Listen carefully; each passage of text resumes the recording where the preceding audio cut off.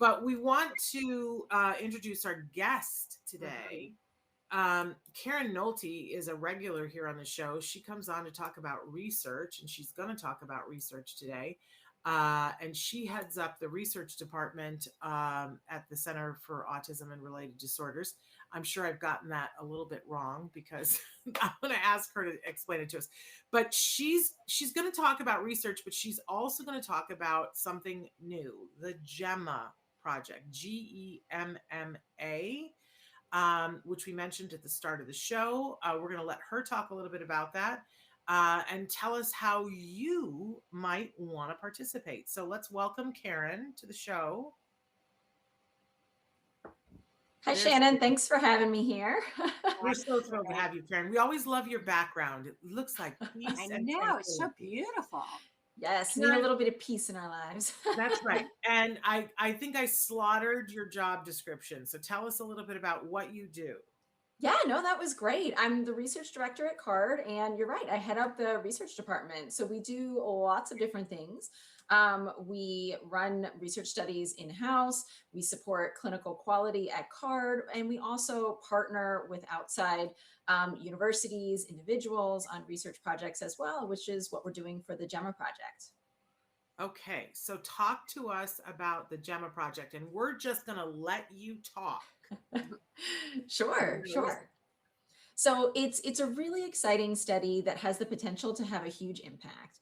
So CARD is partnering with Massachusetts General Hospital for Children in Boston on the Gemma study. And I should say right off the bat that doesn't mean that you have to be in Boston to participate. They're enrolling across the country. And the Gemma study, and I should say it's an acronym, it stands for Genome, Environment, Microbiome, and Metabolome in Autism. You know, that's a mouthful, so we go with Gemma. And it's a really ambitious, one-of-a-kind, multi-center study that's looking to identify potential biological signs that would predict the development of autism. And the goal of the study is really to understand the role of our genes, our gut, our environment in the development of autism. Specifically, you know, we're hoping that we'll be able to identify potential biomarkers. And you may have heard of this, but biomarkers could be things that we look for in the blood, stool, urine, and saliva that could indicate an autism diagnosis. Also, you know, we're really looking to aid in the treatment of autism symptoms as well as GI issues. You know, a lot of our kids and individuals with autism have GI issues. So specifically for this study, we're looking to recruit infants up to 6 months of age who have a sibling diagnosed with autism. And because they have a sibling diagnosed with autism, they're considered higher risk for developing autism. So that's why the study is looking to track them early in their life.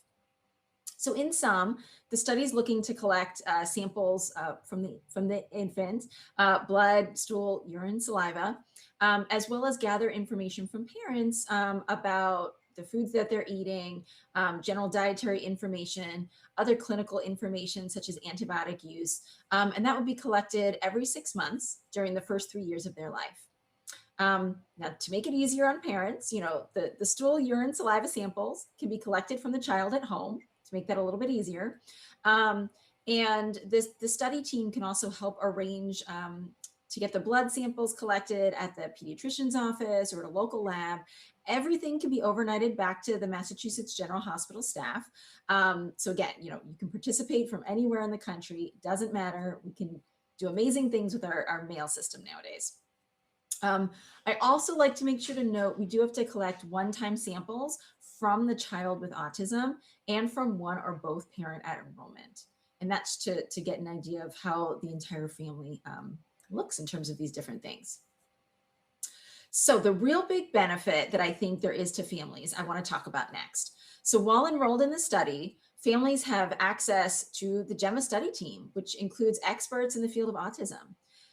Most importantly, the child's development is monitored throughout the study, and we'll be implementing autism assessments every 6 months, starting at the infant's one year birthday.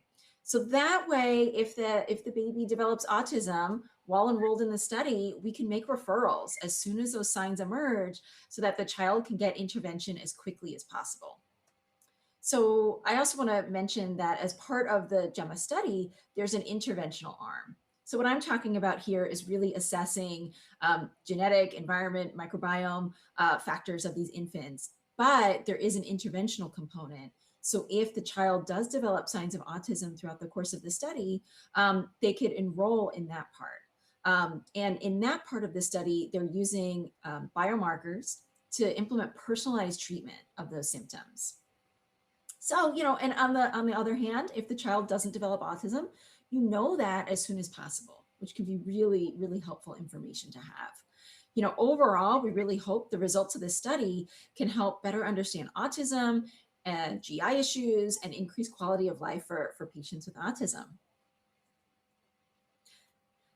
So if families are interested, I can give you that information now. Yes, they can email the Gemma team. And the email is mghgemma@mgh.harvard.edu. So they can email directly. They can talk with Aisha. She's going to be the point of contact who can answer any questions I'm not able to answer today. So I will see if you have any questions for me and guide the families through the enrollment process as well. Let's say the website 2 more times so that Traven can get it too, and he'll post it in the chat. Yes, it's an email address, and it's mghgemma@mgh.harvard.edu. So I'll say that one more time. mghgemma@mgh.harvard.edu. Okay. I think not everybody wants to be a part of a study, right? I think we can all agree about that. But for those of you who are parents that have a child that's on the spectrum and then had additional children, Nancy, we've had people on the show before, right? The fear is you're constantly watching the child to look for signs. Yeah. And you'd like to know as soon as possible. Right. This is a great fit for those people, right? Because not only are you going to help, hopefully help progress science so that more families will be helped down the road, but really you're going to be able to participate in something that's pretty cutting edge. This is where we've been trying to get to for a long time, right? Where I'm sure people have heard us talk before on the show about phenotyping autism and finally getting to the point where somebody looks at your child, sees what they're deficient in, what pluses they have, and designs a program around that. So pretty amazing stuff that we're talking about here. If you want to participate in the study, though, you need to write to get more information. Is that correct, Karen? That is correct. Yes. I know a parent that I want to make sure gets to hear about this. So, and how old do the siblings that are not on the spectrum, we're talking about babies here, how old do they need to be? Younger than 6 months of age. And actually they can, if you have a parent who's pregnant, they can contact the Gemma team to enroll. That might be easier to do before that newborn comes and takes over the household. Yeah, I tell you who I think about, Nancy, our good friend Vena Tiero. Yes. Because Vena had her oldest son and saw that something was going on, and in the meantime had her second son, and was pouring all of her energy into the oldest son, getting him started because he was diagnosed with autism. Yes. Gave all of her energy to that, and she said, I turned around and saw that I had lost my younger child. Right. Lost him. And he has, Vena's been on the show many times. She's an independent filmmaker, brilliant, and has shared this. So I don't mind, speaking out. I think she would want people to know her story. Absolutely. She's very open about this. And her second son ended up being so very much more severe. And I think if there's anything, she would like to go back and have seen it sooner. So here is an opportunity for you guys to do that. And I think we have the flyer that we can show them too. There it is. There's the flyer. So there's the genome, environment, microbiome, and metabolome in autism. That's what the Gemma stands for. Thank goodness you guys gave us an acronym, because that wasn't going to roll trippingly off of anyone's tongue, now was it? Yeah. So there you are. You need to have the requirement, correct me if I say anything wrong here, Karen, Sure. you need to have a child who's already been diagnosed with autism, and you have additional children that are younger than 6 months of age, or you're pregnant and you want to participate in the study. They're going to make it as easy for you as possible, but your child's going to be looked at on a regular basis. The child who is on the spectrum, did you say that just one time they need to take blood and stool and urine samples? That's correct. Just one time. And listen, I don't, these research people, you guys, they have ways of helping you to take the stool and the urine samples. They've figured that out. I think most of us, to be honest, Karen, we go, oh, that's just so very not fun. I know. And then we put it off. But if you fit the bill for this, I think it's a pretty great opportunity to be of service and to help your kiddos. So I want to encourage people. There on the screen, there's a phone number, and there's the MGH Gemma at mgh.harvard.edu. Harvard. You guys are, that's pretty, that's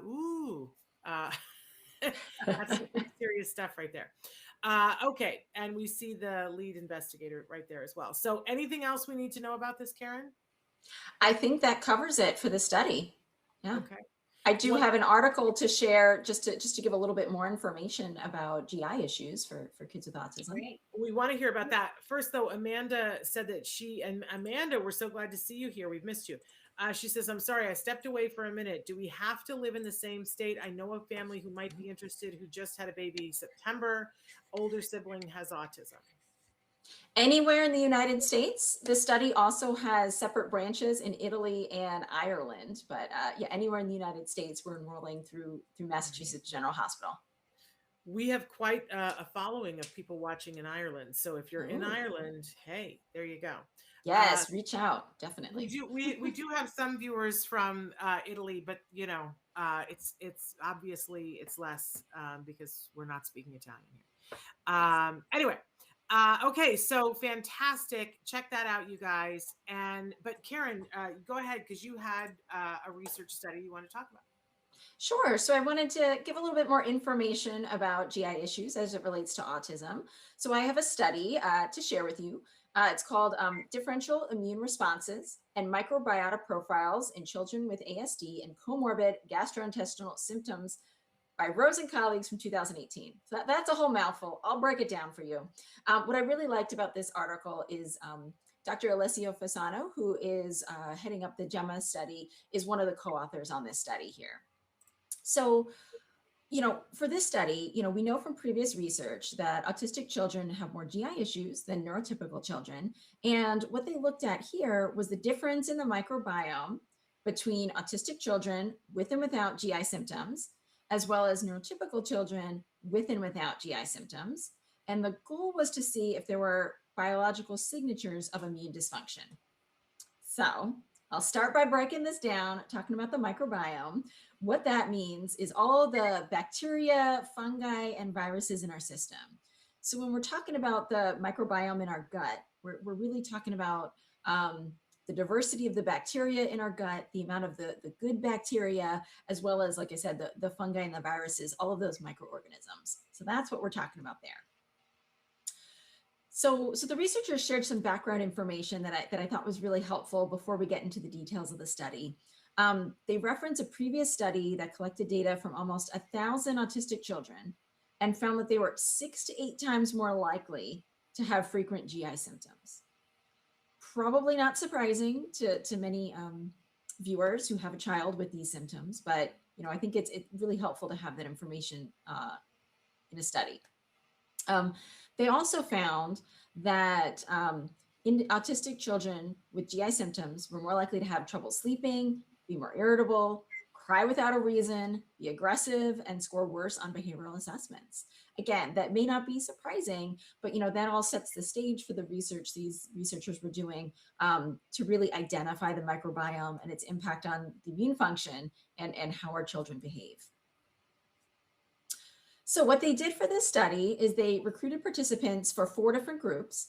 The first group included autistic children with GI symptoms. Second group, autistic children without GI symptoms. Third group, neurotypical children with GI symptoms. Fourth group, neurotypical children without GI symptoms. So looking to compare, okay, do these systems in the gut, and the immune system, do they look different for these 4 groups of kids? So they enrolled over 100 participants from 3 to 12 years old and looked at blood and stool samples. They also had the parents fill out rating scales about symptoms of their GI in their children. And we're looking at like abdominal pain, constipation, seeing if they met criteria for diarrhea, irritable bowel syndrome. They also had parents fill out the aberrant behavior checklist, the ABC, which gathered information on like irritability, social withdrawal, hyperactivity, those sorts of things. So what they found was, in looking at the results of that behavioral assessment, the group of autistic children with GI symptoms had more atypical behavior scores, as we would have expected, seeing the previous research. They were more irritable, more agitated, and this wasn't just, children with autism overall, but the children with autism with GI symptoms had higher scores of these specific behaviors than the autistic children without these GI symptoms. So that's the first thing. They also found that the group of autistic children who had the GI symptoms had a clear difference in their immune response than the group of autistic children without GI symptoms. There was a difference in their level of cytokines, which was a marker of immune function. And, we know that there's a two-way connection between our microbiome and the immune system. And this study helped kind of show that a little bit more. So looking at the microbiome, they compared the group of autistic children with GI symptoms to neurotypical children with GI symptoms, and there was still a difference in how the microbiome looked, even in these 2 groups of children who had GI symptoms. So we know that our systems look different for autistic children versus neurotypical children, even if they both have GI symptoms, which I found was just really fascinating. We need to gather more information about this and to see why and what the implications are. But it shows that, our systems, the systems of children are different, even if they have the same GI symptoms. Yeah, and we have an expression here, Karen, that we sometimes use. We talk about some research. It's like the duh heard round the world, and this isn't quite that. But what this is so important. This is research, scientific proof of what parents have been saying since minute 1. Parents have been saying something's going on with my child's poop. Something's going on with my child's intestines. Something is different with my child. And the doctors have gone, they've either said, well, your child has autism, so there's nothing we can do about it. Or they've said it's the autism. Or they've said there's nothing really going on. Or it's the same as everyone else who has gut issues and not addressed the problem. So I love that we're getting down to brass tacks here and comparing. Right. And, this is, information that we're hoping to build on more with the Gemma study. It's just really exciting to see, okay, now that we have these biomarkers of, okay, children with autism are different and children with GI issues are different. All these 4 different groups they looked at in the study, there are these differences. So what do we do with this information and go from here is just really exciting to me. It's really exciting to me too. And I think Nancy can speak to this too, because I feel like, and this is just me and I know nothing, but I feel like sometime soon we're going to have a test for autism that we can do in a child's poop. That we can look at poop and predict this child has autism. And we also will know how to treat the GI symptoms from what's missing or extra in the poop. and that once we treat that the aspects of the autism will be diminished down to what is really actually autism, which is much easier to handle than autism and a GI issue. Because think about it, if you guys are having diarrhea or pain in your intestines, how good are you performing today on anything? Right. Yeah. Yeah. Yeah. I don't know a mother of an autistic child out there that doesn't have GI issues associated with their child. I mean, Wyatt had severe colic. He was allergic to regular formula. We had to use Nutramigen.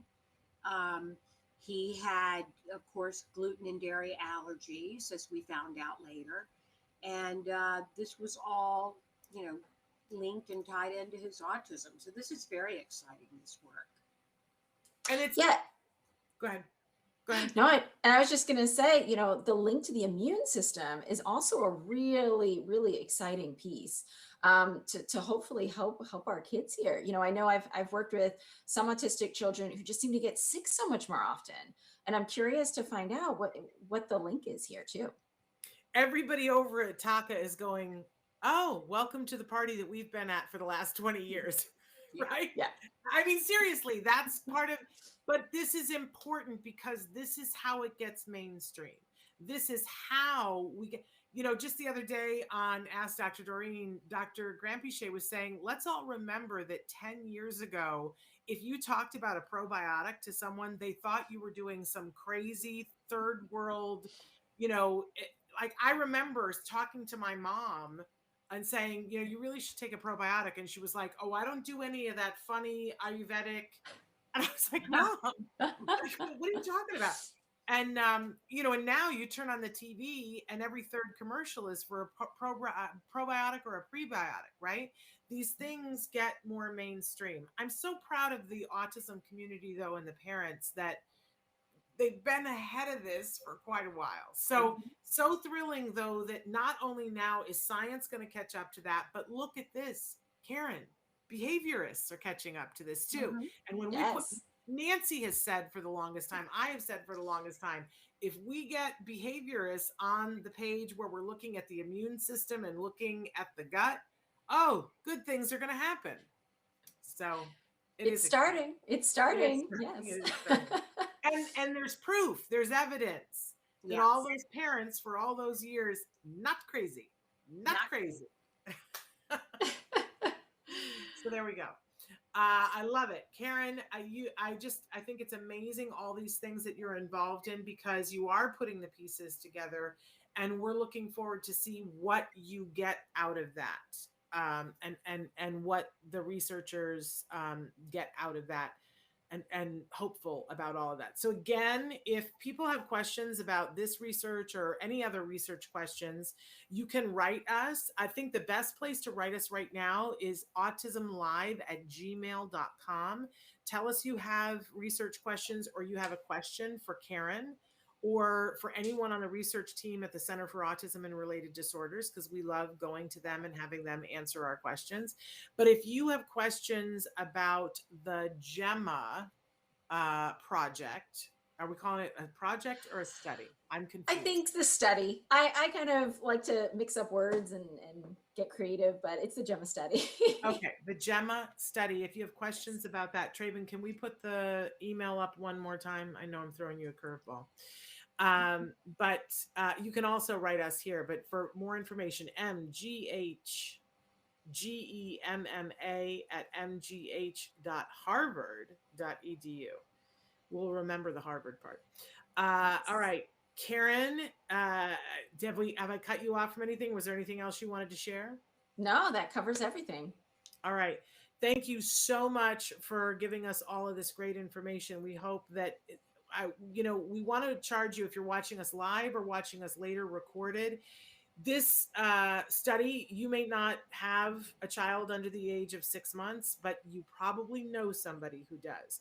And how helpful would it be to them if you shared this information with them? So either share the video, put their name in, on Facebook in the video so that they'll know to come to it, or email it to them, let them know, because how many children are you looking for? How many babies? About 200. There we go. So I encourage you guys to reach out and be a part of that. Karen, thank you so much for being with us. Thank you, Great. Karen. Thank you so much.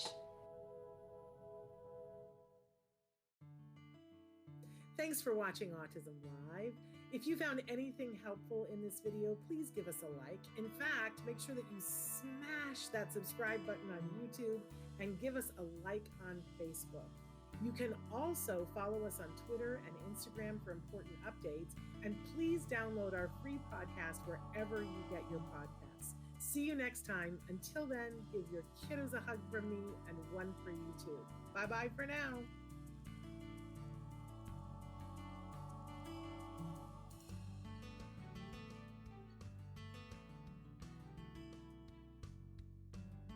To subscribe, click here. And if you'd like to check out some more of our videos, click here.